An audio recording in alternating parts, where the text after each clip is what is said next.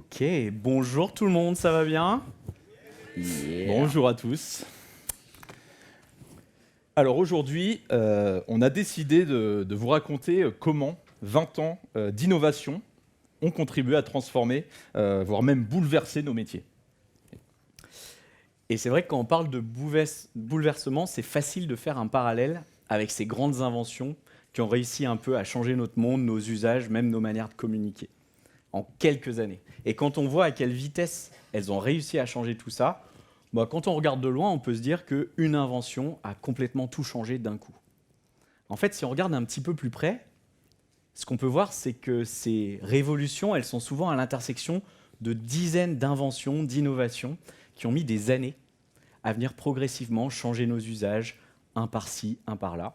Leur génie tient dans le fait qu'ils vont réussir à, arriver au bon moment, et deux, arriver à amener ces usages et les rassembler de manière cohérente dans un seul endroit.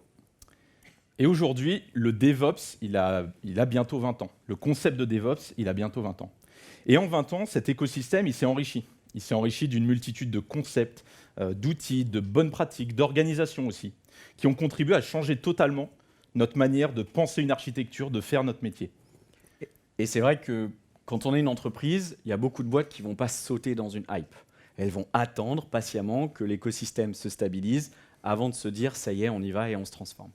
Et en fait, ces entreprises, elles ont raison de le faire. Elles ont raison de ne pas y aller tête baissée, comme tu le dis, Loïc. Elles ont raison d'attendre. Elles attendent souvent un signe, un moment, parfois même un déclic, une maturité aussi, et pour démarrer pleinement en fait, cette transformation. Alors aujourd'hui, on n'est pas en train de vous dire que vous nous avez attendus pour faire du DevOps. On n'espère pas. On n'espère pas, mais les entreprises elles ont déjà commencé d'ailleurs à aller vers cette tendance, avec plus ou moins d'intensité. Par contre, pour celles et ceux qui attendaient ce déclic et qui n'ont pas encore sauté le pas, on voulait vous dire que c'est le bon moment. Là, c'est le moment d'y aller. Ça fait 20 ans. Voilà. Donc, on va vous parler de plein de choses. Il y a une chose qu'on n'avait pas trop vue sous le titre, c'est qu'il y a un sous-titre. Bon, il était un petit peu moins mis en avant, mais tout le monde l'avait vu, non? On l'a zoomé un petit peu pour vous. Mais en fait, aujourd'hui, on va surtout parler, en gros, de 20 ans de DevOps et de comment toutes ces innovations ont contribué à créer la plateforme à l'état de l'art dont on rêve tous aujourd'hui. Je m'appelle Loïc, je suis le CTO de Takima et aujourd'hui, je vais représenter le dev, c'est-à-dire celui qui crée les applis à mettre en prod. Et moi, je suis Aurélien Moreau, je suis Head of DevOps à Takima. Et dans l'histoire qu'on va vous raconter avec Loïc, je vais plutôt représenter un peu le dark side de l'IT, l'Ops, celui qui gère la production. Et pour démarrer, il faut partir à la base du problème. La base du problème, c'est quoi? Déjà, dans un monde où il n'y a pas de DevOps. Si on revient à la base de la base, quand je suis dans un monde sans DevOps, j'ai mes équipes de dev dont la responsabilité principale, c'est d'innover, d'accélérer, de créer des nouvelles fonctionnalités. Bref, il faut que ça avance, quoi. Et de l'autre côté, vous avez le pôle des Ops. Et le pôle des Ops, c'est quoi? En fait, c'est leur responsabilité principale, c'est de faire en sorte que ça marche, de faire en sorte que des clients puissent accéder à une production sans interruption. Donc ça, c'est leur rôle principal. Donc c'est pas moi qu'on réveille à 2h du mat. C'est rarement toi, Loïc. D'où les cheveux blancs d'ailleurs, il me semble. Donc, oui, tu sais. Oui, c'est vrai qu'il y a un autre problème capillaire. Et ce qu'on aime bien pour qu'une production marche, c'est qu'elle soit stable. Le problème, c'est que quand un développeur arrive avec des nouvelles features, des nouveautés, en fait, souvent ça rend ce système instable. Vous êtes assis, normalement il n'y a pas de souci, assis, vous ne bougez pas, vous êtes stable. Nous, si on commence à se bousculer, en fait, on devient instable. Et ça, les SI, ils n'aiment pas trop.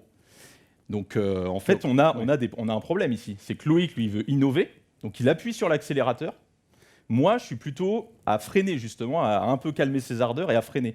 Donc, je ne sais pas si vous avez appuyé sur les deux pédales, pédale d'accélérateur, pédale de frein en même temps. Qu'est-ce qui se passe? Ça fait des petites étincelles. Ça fait des petites frictions, ouais. Et c'est vrai que les frictions, en fait, on a souvent eu tendance à les sous-estimer. Et en réalité, c'est ça qui a initié le mouvement du DevOps. La base du problème, comme le disait Aurel, c'est que les devs et les ops avaient des responsabilités qui étaient incompatibles. Ils n'ont pas intérêt à collaborer ensemble parce qu'on risque de taper sur l'un ou sur l'autre si ça ne marche pas. Donc, on a créé cette philosophie du DevOps. Et le principe était de retravailler un petit peu les rôles de manière très macro pour essayer de se dire finalement, je vais peut-être donner un peu plus de responsabilité aux développeurs pour qu'ils puissent prendre la responsabilité du fonctionnement de son code. Et puis de l'autre côté, investir un petit peu plus sur le rôle de l'Ops, moins du côté applicatif, mais plus autour de se reconcentrer sur la base de son métier. Alors ça veut dire quelques trucs, pas grand-chose, mais on va voir ça un petit peu plus en détail. Voilà. Donc le DevOps, ce qu'il faut retenir, c'est qu'il est là pour résoudre un problème, celui de la définition des rôles. Et ça a un objectif principal, c'est que tout le monde travaille ensemble pour innover et aller le plus vite possible.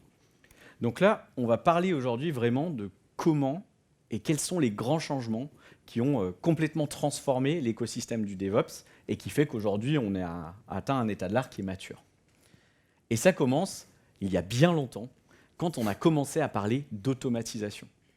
On est au début des années 2000, donc au début des années 2000, on a le début des outils d'automatisation, les frameworks de tests qui vont arriver dans l'écosystème Java, par exemple. Donc c'est le moment où on dit, ces tests-là, j'aimerais pouvoir exécuter ma suite de tests automatiquement à chaque fois que je pousse du code. J'aimerais pouvoir créer un build automatiquement pour que ça compile mon artefact. Il y a aussi l'agilité qui arrive dans nos entreprises, Scrum, qui est super à la mode au début des années 2000. Et donc, on commence à dire, j'aimerais bien pouvoir tester, faire une recette de la toute dernière version sur un environnement. Et donc, on ne parle pas encore de pipeline ou de CI à cette époque-là, mais on commence à se dire, en fait, il va falloir que je trouve un moyen de prendre mon code et d'en faire des choses. Créer un build, exécuter des tests, et même, pourquoi pas, le release en prod. Oui, alors je vais un peu calmer tes ardeurs, Loïc. La release en prod, c'est pas pour maintenant. Pourquoi ? En fait, tes outils de dev, Loïc, moi, je vais pas les utiliser pour gérer ma prod. C'est très bien, en fait, pour gérer ton code, pour gérer tes builds, gérer tes tests. Par contre, moi, pour la prod, je vais pas utiliser ces outils. Moi, j'ai mes outils. Ils sont éprouvés. Je les utilise depuis pas mal de temps. Et du coup, la production, c'est pas pour maintenant, Loïc. Donc, c'est ça, en fait, qui est au cœur du truc, c'est que les outils qui sont des script runners, qui vont devenir plus tard les outils de CI/CD, en fait, c'est des outils de dev. Ils sont très proches de l'écosystème du code. L'Ops, il ne fait pas de code dans son quotidien, donc il n'y a pas, a priori, d'utilité pour son métier. Mais c'est déjà le début, c'est-à-dire que ça va être le début du trunk-based development. Git arrive en 2005-2006, ça va être le début des frameworks de test, des script task runners. Ce que vous voyez à droite, c'est Cruise Control. C'est un des premiers outils de script running qui va inspirer beaucoup de Jenkins au niveau de la UI. Donc ça y est, je vais pouvoir exécuter mes suites de tests, faire des builds automatisés, et puis plus tard, commencer à déployer des choses sur des environnements. Donc l'automatisation, ce qu'il faut en retenir, c'est que c'est cool. Quand on commence à dire « je veux automatiser une partie de mon métier », on commence déjà à faire un petit pas dans ce qui va nous intéresser dans le DevOps. Là, j'ai du feedback rapide sur mon code, j'ai des builds qui se créent, et plus tard, j'aurai un espace d'intégration continue. Bon, en tant qu'Ops, je vais arriver avec ce qui est moins cool, forcément. Toujours l'avocat du diable. Je voulais pas le dire. Mais... Voilà, exactement. Le problème, c'est que ces initiatives, on l'a vu, en fait, c'est les devs qui les ont amenées. Les script runners, c'est les devs qui ont eu besoin de ces choses-là. Côté Ops, on ne les utilise pas, on n'en a pas besoin, et du coup, on ne les maîtrise pas. Et il y a une règle d'or, quand on gère une production, on ne met pas en production quelque chose qu'on ne maîtrise pas. Ici, je ne maîtrise pas ces script runners, c'est ce qui va devenir des pipelines, donc pas de branchement sur la production. Donc on n'est pas du tout à l'ère du déploiement continu. Pas encore. Ça, c'est clair. Toi, ton métier, en fait Moi, mon métier, en fait, c'est plus celui, à cette époque, de la salle serveur. En gros, mon métier, c'est quoi ? C'est d'aller dans des data centers, de gérer des disques qui cassent, d'aller câbler des serveurs, de gérer de l'équipement réseau. Okay ? Donc, c'est plus celui du bar métal. Le bar métal, avec toutes ses contraintes. Et le gros changement qui va avoir lieu, qui va impacter le métier de l'Ops, c'est celui du passage du bar métal au conteneur. Oui, il y a même plusieurs grosses ça va vite. Du coup, vous imaginez bien que ça a changé pas mal de choses, rien que cette phrase. Et ça s'est fait petit à petit. Petite anecdote aussi, ce que vous voyez à droite, c'est le premier rack du premier data center de Google. Google.com, qui est toujours en service. Dans un musée. Mais... peut-être, ouais. Et voilà. Donc, on le rappelle, moi, je vis dans un monde, là, à cette époque-là, où tout est hardware. En tant qu'Ops, je gère mon matériel, je gère ma salle serveur, je gère la configuration de mon réseau, de mon système. Et puis, en plus, dans cette salle serveur, il faut que je la raccorde à Internet. Alors là, on est au début des réseaux. Il n'y a pas encore Free, il n'y a pas encore la fibre. Donc, le raccordement au réseau Internet, c'est des fournisseurs d'accès à Internet, locaux, régionaux, nationaux. Ça coûte une blinde. Ça coûte assez cher, ouais. Et donc, on va aussi se mettre à considérer les hébergeurs, c'est-à-dire des gens à qui je vais louer une baie je vais aller mettre mes serveurs là-bas et puis ils vont commencer à gérer peut-être quelques tâches Ops pour moi. Ouais. Et ensuite, en fait, Dieu créa la VM. Alors pas vraiment Dieu. Hein, oui, mais ils en Dieu, sont pas loin quand même. Ouais, c'est plutôt des ingénieurs, des génies qui ont créé le concept de VM. Et parmi cet écosystème, il y a un acteur dont on entend beaucoup parler pour un rachat, mais qui est à la base est expert dans ce domaine, c'est VMware. Et VMware, là, on vous a sorti l'article de 99 quand ils ont sorti VMware Workstation. Et ce qu'on constate dans cet article, c'est que au tout début, en fait, ils répondaient à une problématique principale qui était quoi? Qui était de faire tourner plein de OS, plein d'operating systems sur un desktop. Okay, donc ça, c'était vraiment avoir un Mac, un Linux et un Windows qui pouvaient tourner sur un même desktop. Ça, c'était leur première problématique. Mais ils n'ont pas géré que ça. Il y en avait une deuxième, et il faut se remettre dans le contexte de l'époque. À cette époque-là, on a une époque où il y a une vraie effervescence sur le hardware. Les OS n'avaient pas du tout la même portabilité qu'aujourd'hui. C'est-à-dire, tous les 6 mois, tu as une nouvelle architecture, un nouveau pros, un nouveau chipset qui sort, et tu ne peux pas prendre ton disque et le faire fonctionner sur un autre système. Ça ne marche pas. Les drivers n'ont pas du tout la même généricité qu'ils peuvent l'avoir aujourd'hui. Donc, en fait, j'ai un grand problème, c'est la portabilité.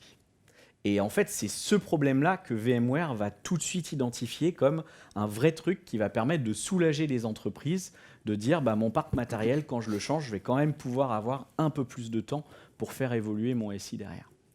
Et Loïc, il parle des entreprises, mais ils se sont vite rendus compte qu'en fait, leur marché, ce n'était pas vraiment le desktop. Donc ils ont continué VMware Workstation. Mais par contre, en 2001, ils ont sorti GSX. Et là, ils se sont dit qu'en fait, le desktop, c'est bien, mais peut-être que le serveur, il y a un plus gros business là-dessus. Il y a peut-être aussi des meilleures features à amener dans les infrastructures. Et donc, ils ont fait, donc la VM, ils l'ont amené dans le business, dans l'infrastructure. Et donc, nos parcs informatiques, ils ont très vite changé.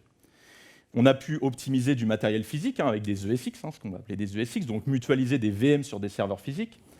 En du coup virtualisant nos serveurs, on a pu aussi les multiplier. C'était hyper simple de créer des VM. Donc multiplication des VM, et puis multiplication aussi de l'hétérogénéité du parc, parce qu'on l'a dit, ce que permet aussi la virtualisation, c'est d'avoir plein d'OS dont on a besoin pour gérer nos applicatifs derrière. Donc grosse hétérogénéité au niveau de l'OS. Ouais, et ce que tu avais avant, donc avant tu avais quelques serveurs, maintenant tu as quoi? Tu as des dizaines de VM, facile, donc les SCP et les configs que tu faisais à la main sur les machines. Ça, en gros, c'est terminé. Et donc on voit que c'est déjà un premier impact dans le métier. C'est de se dire, avant, ce qu'on pouvait faire un petit peu à la main, en fait, c'est fini. Hein. On va avoir des parcs hyper hétérogènes, de plus en plus complexes. Donc, ça va avoir un vrai impact sur l'infrastructure, mais aussi sur le métier de l'Ops.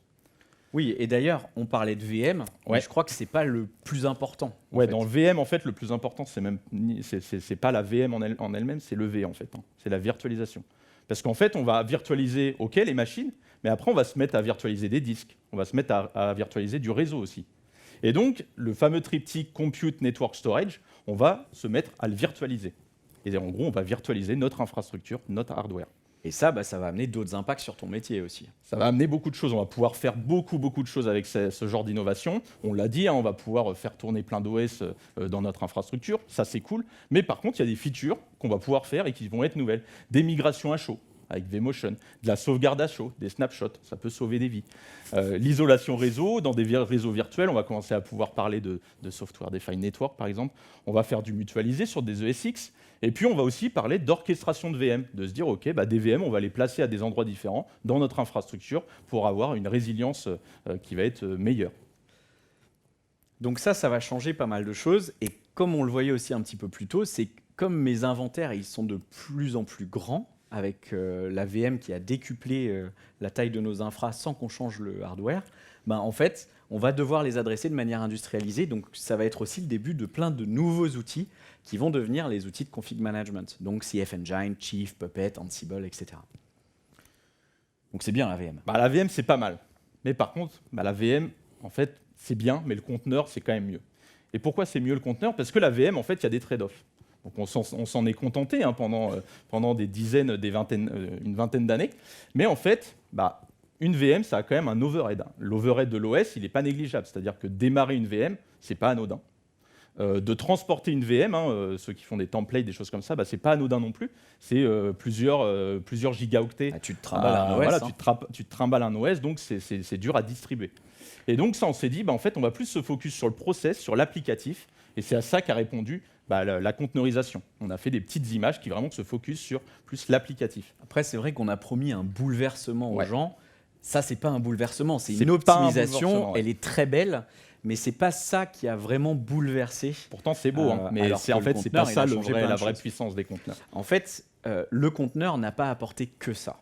Et il a apporté un changement fondamental dont il faut absolument qu'on parle. C'est-à-dire qu'avant Docker, en tant que développeur, moi, j'allais produire du code source. Ce code source, dès que je voulais faire une release, il fallait que je l'archive. Donc, un war, là, un exemple, ce qu'on appelle un artefact. Et cet artefact, je l'envoyais à mon équipe Ops qui se chargeait de le déployer. Voilà, moi, je récupérais cet artefact, ce point war, puis je gérais mon infrastructure, le réseau, la config. J'installais ce point war. Et puis voilà, déjà j'étais pas mal avec la conf. Alors après, Aurel, je sais pas si tu as déjà joué avec un point war, mais si tu double-cliques dessus, là, qu'est-ce qui se passe ? Pas grand-chose. Quand un point war tout seul sur un serveur, en fait, ça ne sert à rien. Ça n'exécute rien. Ce qui manque ici, par exemple, là tu fais du Java, Loïc, il va me manquer un serveur applicatif et le runtime, le JRE. Donc là, tu fais du Java 17, Loïc. Ouais. Donc un JRE 17. Donc ce qui manque, c'est quoi ? C'est le fameux runtime. Donc en français, c'est l'environnement d'exécution. Tout ce qui est nécessaire pour pouvoir exécuter mon appli sur le système. Et donc en fait, si on rend ça un petit peu plus abstrait, mon code source qui est mon artefact, en fait, je vais le déployer et j'ai un environnement d'exécution qui est opéré, managé par mes ops.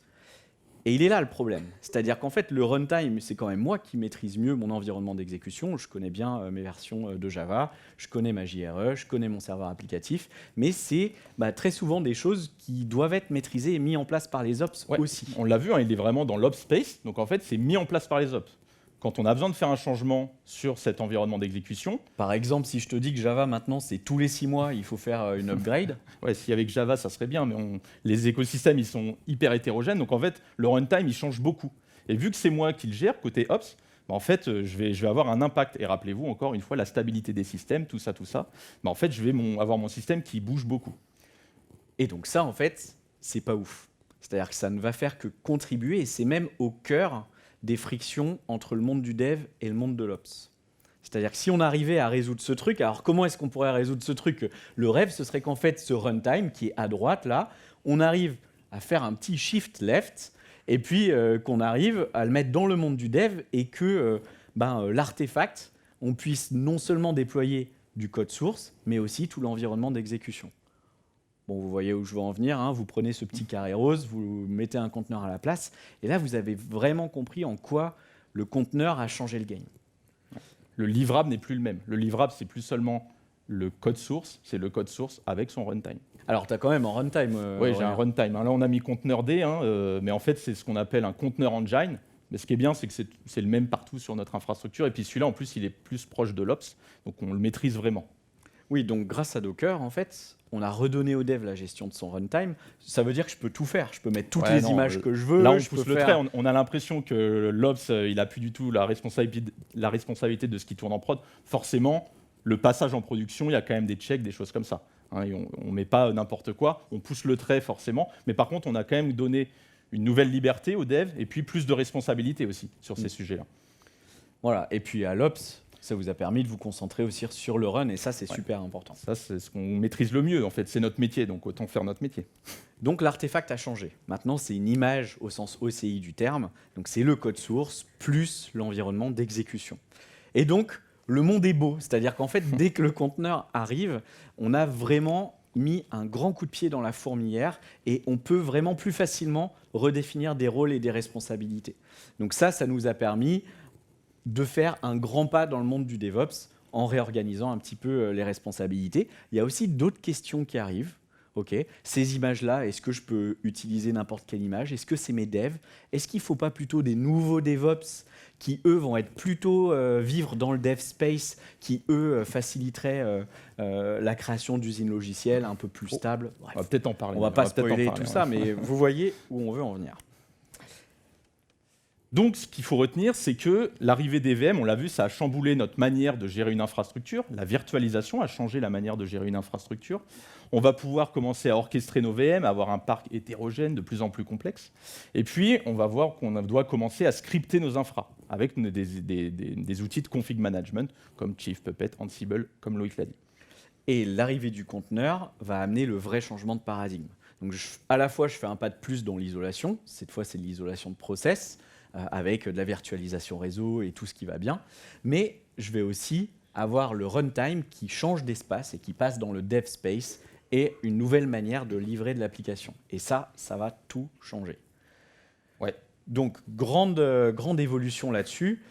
Puis, il y en a une autre, petite. Ouais, une petite évolution aussi. Petite. C'est vrai qu'on pourrait se dire que ça suffit, déjà, du passage du hardware, du bar métal au conteneur. Non, en fait, il y a une autre évolution, c'est l'arrivée des cloud providers. Les cloud providers, ils sont arrivés, ils ont permis aussi, c'est ce qu'a amené le concept d'infrastructure as code. Donc, on se remet dans le contexte toujours. Fin des années 90, on commence à mettre nos serveurs chez des hébergeurs. Et ces hébergeurs qui trouvent des business models, ils vont aussi se mettre, eux, à faire des services. Alors, on est allé dans les archives, là. On a la première version du site d'OVH. Pour la petite anecdote, OVH, ça veut dire « on vous héberge ». Donc, premier site, on n'est pas sur les mêmes standards de UI qu'aujourd'hui. Il faut le voir, mais, non, mais y a vous pas voyez que d'OVH, déjà en 2001, ils proposent de l'hébergement de sites web, du dépôt de nom de domaine, des analyses de sécurité. Bon, c'est en cours de finition, ça, c'est pas encore sorti. Peut-être toujours. Toujours pas, mais voilà. Mais aussi des serveurs dédiés. À cette époque-là, si vous avez eu, comme moi, la première ADSL de Free en 2001 à 30 € par mois, on voit aussi que les fournisseurs d'accès à Internet se mettent à proposer un espace pour héberger, une base de données MySQL et un runtime pour faire du PHP, par exemple. Autre chose aussi, c'est qu'on se met à mettre des logiciels sur le navigateur. Complètement fou. Ça, c'est la première version de Salesforce en 99, qui est considérée comme un des premiers grands software as a service. En fait, ce qu'on voit là au début des années 2000, c'est les prémices de ce qui va devenir les services managés et le software as a service. Donc, on commence à les voir arriver début des années 2000, mais puis après, on va mettre un grand coup d'accélérateur quelques années plus tard. Exactement. Ce concept de as a service, en fait, il va faire des petits, et notamment chez Amazon. Ouais. Amazon, en gros, on est en 2004. C'est un site web de e-commerce qui a le vent en poupe. Il est énorme. Et Jeff Bezos constate, ça c'est la petite histoire, c'est qu'il constate que dans ses équipes, les équipes infra n'arrivent pas à faire face aux nouvelles demandes d'infra pour faire des tests et tester des nouveaux services que les équipes de dev veulent. Ça prend des semaines. Et donc, qu'est-ce qu'il va faire, Jeff Bezos et son équipe? En fait, ils vont monter un département IT qui va être responsable de ça. C'est-à-dire qu'en gros, le but de ce département, ça va être justement de fluidifier tout ça, d'avoir du self-service sur ce type de demande d'infrastructure. Et donc, toutes les équipes Ops et les équipes Dev, en fait, elles vont pouvoir se provisionner sur cette infrastructure hyper facilement. Et en fait, c'est les débuts du service managé chez Amazon. Et chez Amazon, ils vont se dire, mais attendez, ça marche tellement bien chez nous, pourquoi on n'offrirait pas ce service au monde? Parce que vous connaissez Amazon, des vrais philanthropes. Donc ils se sont dit que ça allait vraiment pouvoir intéresser... On va mettre le offrir entre guillemets les entreprises. Et voilà. Et donc AWS va aller un cran plus loin. C'est clair. AWS, du coup, ils vont vraiment publier, enfin rendre disponible ce concept de as a service, qu'on va appeler l'infrastructure as a service, et ils vont proposer du compute, du network, du storage, donc avec EC2, VPC et puis EBS. En fait, ça, on va pouvoir le provisionner, notre infrastructure, à la demande. Donc ça, c'est cool. Et en plus, on peut le faire via des dashboards. Et puis, on va voir qu'on va pouvoir le faire aussi via des API. Donc ça, c'est bien. En fait, AWS, il vous offre plein de trucs. Il nous offre plein de trucs. En fait, ce qu'il nous offre AWS, c'est de plus soucier du hardware, en fait, le fameux bar métal avant qu'on gérait. Mais en fait, il nous offre de plus trop nous en soucier de tout ça. Donc, toutes les contraintes de la salle serveur, du matériel, des routeurs, des firewalls, des load balancers vraiment physiques, le câblage, on ne le gère plus du tout. Les disques qui cassent, les fameux disques qui cassent, en fait, on ne le gère plus non plus. Attends, mais du coup, Aurel, ça veut dire qu'il n'y a plus d'admin système réseau? Il n'y a plus d'admin système réseau, à l'ancienne en tout cas. Et AWS ne va pas s'arrêter là. C'est-à-dire qu'il va même aller 2-3 crans plus loin que l'infrastructure as a service. Ils vont s'inspirer de ce qui a été fait chez les hébergeurs et se mettre à proposer des dizaines qui deviendront des centaines de services managés. Le principe, c'est de les faire fonctionner ensemble, qu'ils soient mis en place de manière cohérente pour créer une plateforme. Et là, on passe de l'infrastructure as a service au PaaS, aux plateformes as a service. C'est là que vous allez voir les object storage, les queues, les IAM, etc. Mais ça, c'est vrai, ça, on l'utilise tous les jours. Donc, alors ça, c'est des services que tu connais, mais pour vous dire jusqu'où ils vont, on est allé en dénicher quelques-uns qui sont vraiment sympas. Donc il y a AWS Ground Station qui permet de gérer des flottes de satellites, un besoin très commun finalement. Et puis un autre truc qui lui est peut-être le service le plus sous-estimé de tout le monde, c'est Comprehend Medical. C'est un service managé qui permet de lire et d'interpréter les notes manuscrites d'un médecin. Donc ça, c'est vrai. C'est vrai qu'à la limite, la VM, on peut la mettre de côté. C'est peut-être celle-là la plus grande innovation. Et ce qui est trop cool, c'est qu'on va pouvoir faire ça, on l'a dit, via des API. Toute cette infrastructure, ces services managers, on va pouvoir les provisionner via des API. Mais attends, Aurel, parce que jusqu'à maintenant, tu scriptais, mais API, c'est quand même un truc de dev à la base. C'est vrai que l'API, c'est plus toi qui connais ce terme. API, nous, on entendait de loin. Mais l'API, maintenant, en fait, moi, je peux gérer mon infrastructure via des API. Donc, c'est un petit peu ça. C'est que maintenant, avec les API, tu pourrais décrire ton infrastructure dans du code. C'est vrai que je pourrais faire ça. Bon. Après, toi, tu ne programmes pas non plus, tu ne développes pas. Donc alors non, on ne parle pas de faire du Java, là. On ne parle pas de faire du Java, quoique. Mais en fait, on va commencer à pouvoir décrire nos infrastructures avec du code. Donc c'est de là qu'est arrivé le concept de infrastructure as code. Alors on ne va pas le faire comme ça en claquant des doigts, on va surtout se baser, utiliser des outils qui sont faits pour ça, notamment Terraform, qui existe depuis très longtemps. 2014. Pulumi, qui est bien plus récent.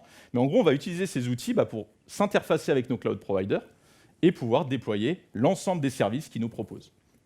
Donc l'Ops, il gère plus ses machines, il gère plus ses équipements réseau lui-même. Non, il fait plus ça. En fait, l'Ops, maintenant, il fait de l'infra as code. Il va provisionner son infra avec Terraform notamment, et il va pouvoir configurer ses environnements avec des config management, tels que Ansible. En fait, le code, il devient omniprésent dans la vie de l'Ops. Ouais, et puis là, c'est plus juste du code. Avant, tu parlais plus de scripting, quoi. Maintenant, tu peux plus te voiler la face. Ouais, maintenant, c'est bon. Avant, je pouvais un peu temporiser. Je disais que je faisais du scripting. Bon, maintenant, je fais de l'infra as code. En fait, c'est du vrai code. Encore une fois, c'est pas du Java, mais c'est du code d'infrastructure. Et donc, ça veut dire que si les ops se mettent à coder de plus en plus, ils vont se mettre aussi à découvrir et faire un vrai pas vers le monde du dev et les outils que nous, on utilise au quotidien. Donc, ils découvrent Git, ils découvrent GitLab, la plateforme qui permet d'héberger le code, mais ils vont découvrir aussi, parce que là, on est à, vous voyez, 2014-2015, on découvre aussi les pipelines. Et là où moi, je commençais à faire de l'intégration continue, des exécutions de tests et d'autres choses comme ça, là, tu te dis, mais attends, quel pouvoir je vais avoir entre mes mains, je pourrais faire pareil. En fait, vu que maintenant, je fais du code, je vais commencer à m'intéresser à tous ces outils. Git, les pipelines, CI/CD, tout ça. En fait, du coup, vu que je commence à m'y intéresser, parce que je vais commencer à déployer mon infrastructure avec, du coup, je vais de plus en plus le maîtriser aussi. Et maintenant que tu le maîtrises... Maintenant que je le maîtrise, ça y est, là, c'est parti. On envoie jusqu'en production des releases. Donc c'est à ce moment-là qu'on commence à vraiment parler du déploiement continu. 2015, 2016, c'est quand l'Ops s'est réapproprié l'outil de la plateforme, de la CI, etc., pour ses propres besoins. Donc, ce qu'on a vu, c'est que l'arrivée des cloud providers, il a fait disparaître une grosse problématique qui était la gestion du matériel, des équipements, de l'infrastructure bare métal. Mais du coup, elle va mettre en place sur sa plateforme en fait, des services managés qu'on va pouvoir consommer hyper facilement. Et la promesse, c'est celle de la rapidité, parce que c'est hyper simple d'aller se provisionner une infrastructure chez AWS, et surtout de la scalabilité. Parce que je vous rappelle, on parle de la salle serveur. Une salle serveur, c'est pas scalable. Il y a des murs, il y a des racks qui sont dedans. Là, par contre, on est côté cloud, en fait, on fait casser tous ces murs-là de la salle serveur. Bon, il y en a d'autres, mais on les voit moins. On les voit moins aussi dans la facture à la fin du mois, à la limite. Mais... on les voit un petit peu. Ouais. Donc ça, c'est vrai que ça va aider. On voit que l'innovation a aussi changé de vitesse aujourd'hui. La promesse de « je te propose des briques qui vont te permettre d'aller plus vite », elle est réelle. Il y a beaucoup de SaaS, la création du nombre de SaaS a augmenté en volume très fortement. Ouais, c'est ça qui est assez intéressant, c'est que les SaaS, ils ont inspiré l'infrastructure as a service, le PaaS, et les PaaS en retour, vu que ça a permis de pouvoir faire un SaaS hyper rapidement en ayant de l'infrastructure, en fait, ça a aussi développé énormément le monde du SaaS. Et donc l'adoption du cloud, elle va pousser aussi la création de nouveaux outils, et ça va être l'âge d'or de l'infra as code. Donc le métier de l'Ops a complètement changé. L'Opsicode, maintenant, il gère plus ou moins des systèmes et des réseaux physiques. Il va devoir maîtriser Git, GitLab et les outils de CI/CD, et il va devoir déployer son infra dans des pipelines. D'ailleurs, je ne sais pas si vous l'avez vu, mais en fait, maintenant, les devs et les ops, ils ont les mêmes outils. Et c'est ça qui est aussi très fort. Quand on parle de plateforme aujourd'hui, on ne parle plus de métiers silotés qui avaient chacun leurs outils. On parle de métiers, de rôles qui partagent la même plateforme et un certain nombre des outils un petit peu au cœur de tout ça. Donc ça, c'est très très fort. Et encore une fois, du coup, toutes ces plateformes, et notamment les pipelines qu'utilisaient déjà les devs depuis bien longtemps, vu que je vais les utiliser, en fait, je vais les maîtriser, je vais pouvoir... C'est vraiment le début du déploiement continu jusqu'à la production, parce que maintenant, on maîtrise tout ça. Oui, alors Aurel, par contre, pendant qu'il s'est passé tous ces 15 ans là, de la VM au conteneur, etc., il s'est passé aussi des trucs côté dev. C'est-à-dire qu'en 15 ans, on a eu pas mal d'évolutions sur nos manières de développer. L'agilité se met en place et on dit on arrête de faire une release tous les 6 mois, pas d'effet tunnel, on veut des sprints, on veut des choses qui sortent toutes les 2 semaines. On a appris aussi que le meilleur moyen de scaler nos équipes et nos architectures pour avoir plus de souplesse, c'est aussi d'hyper distribuer nos systèmes, donc de faire des architectures orientées services. Et puis, ça va être aussi de se dire, plus on avance et plus on se dit pourquoi je n'irai pas en prod plusieurs fois par jour, pourquoi attendre toutes les 2 semaines. Et ça a un vrai impact, encore une fois, sur le métier de l'Ops. Parce que là où avant, en fait, je gérais une dizaine, voire une centaine de serveurs, en fait, maintenant, je vais avoir des centaines, voire des milliers de conteneurs qui tournent un petit peu partout. Avant, je faisais une release tous les trimestres d'un gros monolithe. Maintenant, Loïc, il me parle de microservices, donc il va falloir que j'en fasse des dizaines par semaine, voire plus, donc plusieurs déploiements par jour. Il va falloir que le déploiement en production soit un non-sujet finalement. Ouais. Et en plus, ça, je dois faire ça sans interruption de service. Donc ça impacte aussi encore un peu mon métier. Petit impact. Petit impact, ça aussi. Gros impact. Gros impact. Et donc en fait, il me manque un outil pour gérer tout ça. Tu ne vas pas pouvoir faire ça tout seul. Je ne vais pas pouvoir faire ça tout seul. Et je vais avoir besoin d'un orchestrateur. Et oui, parce qu'on aime bien Docker. On a vu que ça a permis de changer beaucoup de choses. Mais Docker ne résout pas tout. C'est vrai que Docker, ça ne résout pas tout. Alors Docker, il arrive avec Docker Compose. Donc Docker Compose, c'est cool pour décrire un ensemble de conteneurs, ce qu'on va appeler une stack. Mais ça marche bien sur un serveur avec un réplica. Mais par contre, quand j'ai besoin d'aller en production, ça ne me suffit pas. Ça, je ne mets pas le tampon pour aller en production avec ça. Ce que j'aimerais, moi, c'est avoir plein de réplicas de l'applicatif que va me livrer Loïc. Par exemple, 3 réplicas où je vais pouvoir répartir la charge dessus. J'aimerais avoir un load balancer qui va pouvoir envoyer les requêtes sur ces 3 réplicas. Ce que j'aimerais bien aussi, c'est que ces réplicas ils soient distribués sur ce qu'on va appeler des clusters, sur plusieurs serveurs dans notre infrastructure. Ce que j'aimerais bien, par exemple aussi, c'est pouvoir publier hyper facilement cet applicatif avec des options TLS ou non, par exemple. Ce que j'aimerais aussi, c'est pouvoir déployer hyper facilement, en fait, de passer d'une V1 à une V2 hyper facilement, sans interruption de service, et pouvoir aussi rollback hyper facilement. Ça, j'aimerais bien. Il y a plein de choses que j'aimerais bien gérer, la persistance, la gestion des configs, la sécurité, la gestion des pannes. Tout ça, en fait, j'aimerais bien pouvoir le gérer facilement en production. Ça, il y a beaucoup de choses que tu veux, en fait, finalement. C'est clair. Bon. Pour ça, on aura besoin d'un chef d'orchestre. Et ce chef d'orchestre, c'est quoi? C'est Kubernetes. C'est dans le nom le nom du talk, il fallait quand même qu'on en parle. Il fallait quand même qu'on en parle. Ouais. Donc l'orchestrateur, c'est vraiment trop bien, parce que ça va me permettre de faire plein de choses qui tenaient du fantasme il y a 15 ans. Il va permettre de gérer une grande partie des enjeux du run à des échelles qui sont aussi assez grandes. Donc ça nous intéresse. Les déploiements, les rollbacks, la gestion de la config, des pannes, la scalabilité, la publication, le discovery, etc. Donc l'orchestrateur, un vrai game changer. Et en plus, ce qui est trop cool, c'est que l'orchestrateur, en l'occurrence Kubernetes, il le fait de manière standard. Et la standardisation, c'est hyper important, surtout quand on parle de vendor locking. On vous a parlé justement des cloud providers. Kubernetes, ce qui est cool, c'est que tout votre workload, qui tourne chez AWS, chez le Kubernetes AWS ou chez le Kubernetes GKE de chez Google ou chez Azure ou même chez vous en mode vanilla, en fait, votre workload, vous allez pouvoir le migrer hyper facilement parce que c'est la même API. Donc ça, c'est cool. La standardisation, hyper important. Et en plus, ce qui est trop bien, c'est qu'il est accessible via une API. Donc ça, on connaît déjà, on l'utilisait déjà pour faire de l'infra as code sur nos cloud providers. Et du coup, s'il y a une API, tu vas peut-être pouvoir faire aussi de l'infra as code avec tes ressources Kubernetes. Exactement. les prémices de ce qui permettra au GitOps d'avoir un vrai aussi changement sur toute l'échelle de l'infra en fait. Donc c'est encore un changement de paradigme, c'est pas des moindres, parce que adopter les orchestrateurs comme Kubernetes, ça va nécessiter des compétences nouvelles. Le conteneur, ça se découvre quand même assez simplement tout seul. Là, Kubernetes, on passe quand même à un certain niveau d'échelle. Et il y a besoin aussi d'une réflexion transverse pour sa mise en œuvre, parce qu'il y a des considérations sur le déploiement applicatif. Donc là, c'est très transverse. Ça va être le début de l'ère du cloud native et de tous les outils que vous connaissez aujourd'hui. Donc c'est à ça vraiment qu'il sert l'orchestrateur. Il nous sauve surtout pour passer en production en fait. Il gère relativement, donc en fait il va gérer la majorité de nos enjeux qu'on a listés, tous les enjeux dont j'ai besoin pour aller en production, et en plus il va les adresser vraiment à grande échelle, Kubernetes. Ouais, et comme vous le disiez Aurélien, comme il est standard, on peut aussi se permettre, c'est un vrai pas dans les approches agnostiques qui deviennent aussi de plus en plus importantes aujourd'hui, que ce soit pour des raisons simplement de capacité à migrer, ou que ce soit pour des stratégies de faire de la multi-cloud, des stratégies multi-cloud. Ouais. Donc on est pas mal. On est pas mal, Loïc. Le problème avec tout ça, c'est qu'en fait, on a l'impression qu'il y en a de partout. Et c'est vrai, il y en a de partout en fait. On parle de Kubernetes, donc de toutes ces ressources. Ce Kubernetes, on parle des cloud providers, des services managés, de l'infrastructure as code. En fait, il y en a de partout.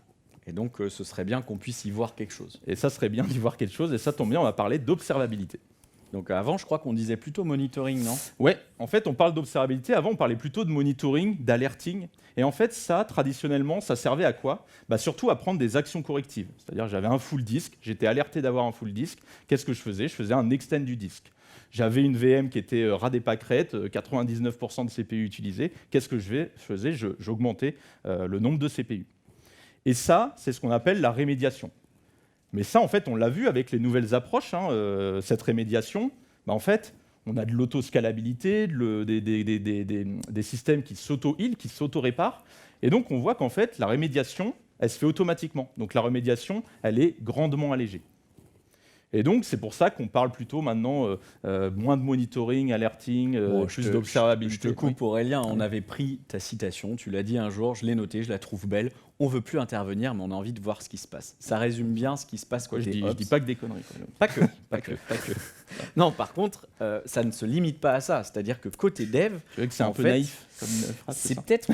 Je voulais pas le dire, mais bon.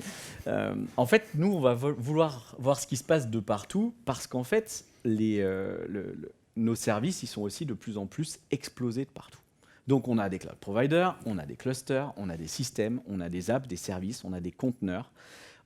Autrement dit, c'était super simple, moi en tant que dev, de débugger un service qui était un joli monolithe sur un serveur, pas de souci. Un petit peu plus compliqué de pouvoir aller chercher une aiguille dans une botte de foin dans un système distribué. J'ai besoin de corrélation. J'ai besoin de pouvoir vérifier dans une requête qui va taper sur plusieurs services lequel a un souci. Bref, en fait, quand on parle du « on » pour l'observabilité, c'est aussi les devs et même surtout les devs. Ouais. Donc là, ce que tu es en train de me dire, Loïc, c'est que quand moi, je me suis mis à faire de l'infrastructure as code, en fait, j'ai commencé à utiliser tes plateformes, GitLab, Git, CI/CD. Et en fait, là, ce que tu es en train de me dire, c'est que là, toi aussi, tu fais un pas vers moi. Tu vas te mettre à utiliser des plateformes plutôt ops d'observabilité, en fait. C'est exactement ce qu'on dit, et je vais peut-être même en devenir le premier consommateur. Ouais. C'est-à-dire que je ne peux plus me contenter de recevoir tes logs par mail 2 semaines après l'incident. Personne ne fait ça, Loïc. Non.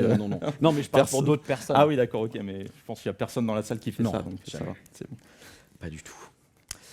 Et donc là, on sent que, ça y est, on a atteint un peu le niveau ultime, la boucle est bouclée. Ouais. Il y a vraiment un croisement des deux mondes, en fait. Ouais. Donc l'observabilité, c'est pas nouveau. Okay, par contre, dans le contexte où on l'a vu, on en parle maintenant d'une nouvelle manière, à la fois pour optimiser notre système, mais aussi de manière très transverse, c'est-à-dire cet œil de Sauron qui peut zoomer et dézoomer un peu à l'infini, qui peut corréler un ralentissement des temps de réponse au niveau de mon reverse proxy à une requête lente dans une DB. Donc ça va être vraiment l'essor des APM et ça va faciliter à la fois le run, mais le dev. Le dev, surtout, nous, on devient les plus grands consommateurs d'observabilité parce que nos architectures, elles sont de plus en plus distribuées et que maintenant, comme on build et on run it, il faut aussi qu'on nous donne les outils pour le faire. Et c'est vrai que tu build et tu run, mais du coup, ce qu'on pourrait se poser comme question, on partage les mêmes plateformes, en fait, elle est où maintenant la limite? C'est donc qu'est-ce qu'on met côté dev, qu'est-ce qu'on met côté ops finalement? Donc là, ça y est, on a rattrapé un peu le temps. Donc la question, c'est quoi l'enjeu aujourd'hui? L'enjeu aujourd'hui, c'est de répondre plutôt à cette question. OK, OK, on a bien compris, il y a plein d'outils, il y a eu plein de changements, plein de choses comme ça. Mais moi, mon organisation, aujourd'hui, à quoi est-ce qu'elle devrait ressembler? Vous avez bien compris aussi que la réponse, elle n'est pas évidente, il n'y a pas qu'un seul pattern, il y en a plein. Si on voulait juste regarder ça de manière générique, de donner un exemple, on pourrait parler déjà des deux espaces, le dev space et l'ops space. Dans le dev space, on peut imaginer plusieurs rôles. Le rôle du dev, qui a peu évolué, si ce n'est que ses responsabilités ont augmenté et il s'est fortement rapproché aussi des outils d'observabilité. Mais on va retrouver aussi, par exemple, des DevOps, plutôt côté usine logicielle. Leur responsabilité, ce serait, par exemple, de faciliter le delivery et de devoir tout faire pour que les développeurs puissent, le plus souvent possible, livrer de manière la plus simple possible. Donc gérer les environnements, gérer les outils, faire des starters de projets pour qu'ils puissent aller plus vite. Bref, une vraie équipe dans le dev space, gérer les images standards validées par l'entreprise, ce genre de choses. Et qu'est-ce qu'on va retrouver côté ops space? On va retrouver des DevOps aussi, mais plutôt rattachés à la plateforme. C'est-à-dire qu'eux, leur rôle, ça va être plutôt d'administrer la plateforme, de l'organiser aussi. On parlait de Kubernetes en namespace, gérer les accès par exemple. Et leur rôle aussi, ça va être de prendre l'output de l'usine logicielle, le fameux livrable dont parlait Loïc, et d'essayer de le passer le plus automatiquement possible en production sur la plateforme, et puis sans interruption de service, si c'est possible. Après, s'il y a des interruptions ou des soucis, il faut aussi y arriver, des rôles qui sont spécifiques à ça. Donc plutôt côté incident, qu'est-ce qu'on va avoir? On peut avoir une équipe SRE, par exemple.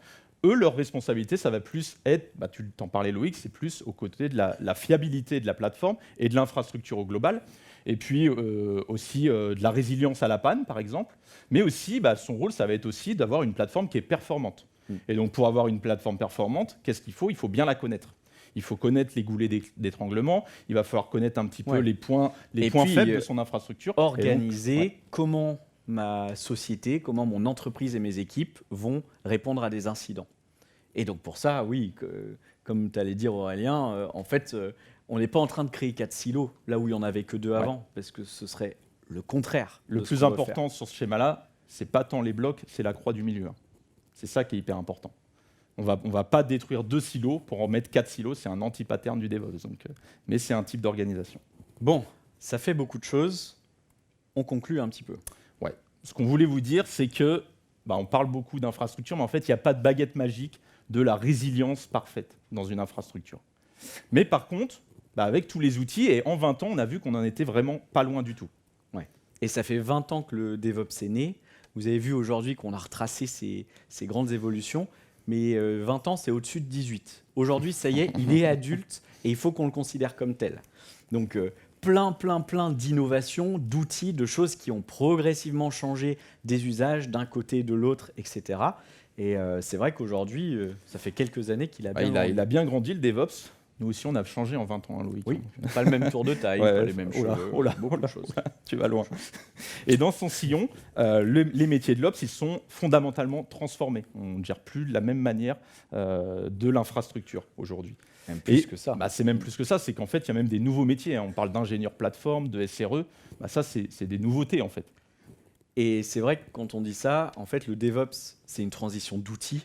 On a tendance à se focaliser beaucoup sur les outils, mais en réalité, nous, c'est ce qu'on voit dans notre quotidien, c'est que c'est plutôt la transition humaine, les changements de rôle et comment je réorganise ma société, mon entreprise pour arriver à faire ça de manière moderne. C'est là que l'enjeu se situe. Et bon, ça c'est la petite minute pub, mais je crois que c'est notre métier en fait, de faire ça et d'accompagner des boîtes pour faire ça. Donc notre ça métier, il a changé, nous aussi. Peut-être un peu. On ne voulait pas vous laisser sans rien, donc quelques petits contenus, vous pourrez les regarder sur le replay. Un moyen de mieux penser votre architecture d'infra as code avec l'architecture ICA. Une conf, vous allez peut-être reconnaître les protagonistes Sûrement, ouais. sur Même les la salles vidéo. d'ailleurs, parce que je crois Même que les c'est... salles. Et voilà, on a un petit cadeau pour vous, c'est qu'on vous fait gagner une formation Kubernetes par aussi des gens que vous reconnaîtrez ici. Elle est super cool et elle permet vraiment de gratter un peu à quoi ressemble le GitOps de manière moderne aujourd'hui. Donc faites-vous plaisir, on fera le tirage C'est un semaine super cadeau, prochaine. c'est un super cadeau. Très Peut-être beau même le cadeau. plus gros cadeau en termes de value du DevOps. Et la chose la plus importante, c'est merci d'être venu aujourd'hui nous écouter et bon Devox à vous. Merci à tous. Je crois qu'il nous reste 7 secondes. Il nous reste 5 secondes pour les questions, donc je pense qu'on va pouvoir en parler à côté.